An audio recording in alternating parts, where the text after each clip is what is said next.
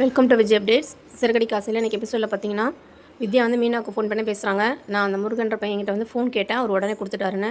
இப்போ மீனா வந்து அவர் ரொம்ப நல்ல பையன் தான், நீங்களும் உங்கள் ஃபோன் நம்பர் கொடுத்து அவர் கூட பழகுங்க, அப்போ தான் அவரை பற்றி தெரியும் அப்படின்றாங்க.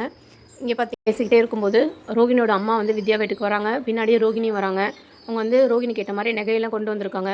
நான் வந்து ஒரு பெரிய பிரச்சனையில் மாட்டிட்டேன், ஜிஎஸ்டி கட்டாதனால இப்போ 3 லட்ச ரூபா கட்டணும், அதனால் நான் போய் இந்த நகையை அடகு வச்சு என்னோட கடனை அடைக்கணும் அப்படின்னு சொல்லி வாங்கிட்டு வீட்டுக்கு போயிடுறாங்க.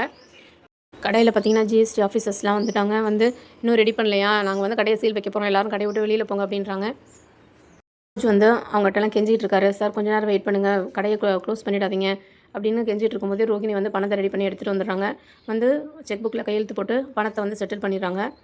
மனோஜ் வந்து ரோகிணி வந்து புகழ்றாரு, நீ கிடைச்சதுக்கு நான் வந்து ரொம்ப அதிர்ஷ்டம் பண்ணியிருக்கணும் அப்படின்னு. ரோகிணி வந்து இந்த விஷயத்தை நீ வீட்டில் யார்கிட்டையும் சொல்லாத, முத்துக்கு தெரிஞ்சால் நான் உன்னை ரொம்ப கிண்டல் பண்ணுவான், உங்கள் அம்மாக்கிட்டே இந்த விஷயத்த சொல்லாத அப்படிங்கிறாரு.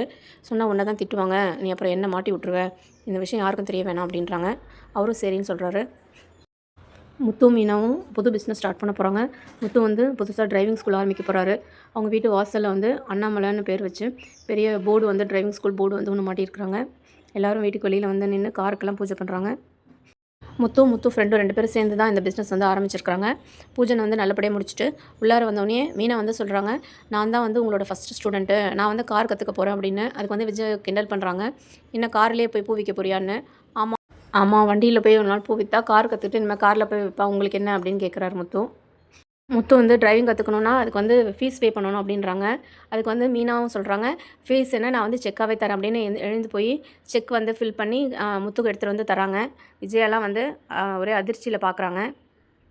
அண்ணாமலை வந்து சொல்கிறாரு, நீ வந்து வளர்ந்துக்கிட்டே வர, ஒரு கார் வச்சுருந்த 2 கார் வாங்கினேன், இப்போ இன்னொரு பிஸ்னஸ் வேறு ஆரம்பிச்சிட்டேன், எனக்கு ரொம்ப சந்தோஷம் அப்படின்னு முத்து வந்து ரொம்ப புகழ்ந்து பேசுகிறாரு.